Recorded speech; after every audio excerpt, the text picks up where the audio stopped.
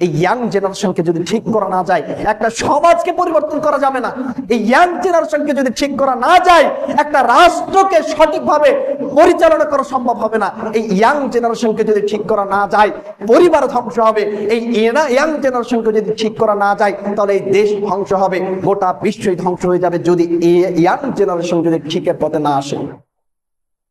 রাসূল সাল্লাল্লাহু আলাইহি ওয়াসাল্লাম যুবকদেরকে ভালোবাসতেন, তাদের টকবকে রক্ত, তারা বিভিন্ন ভালো কাজে উৎসাহ নিয়ে তারা এগোতে পারে, যেটা বয়স হয়ে গেলে ওটা পারা যায় না।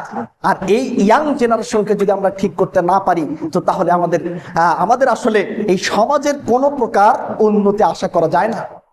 প্রিয় ভাই আমার, আপনাদেরকে আমি বারবার বলি, দেখেন আপনারা যাই করেন, দেখেন এই ইসলামের যে গণ্ডিগুলো আছে, ইসলামের যে মূল ভিত্তিগুলো আছে, এগুলো অন্তত পক্ষে নিজেদের ভেতরে ইনপুট করার চেষ্টা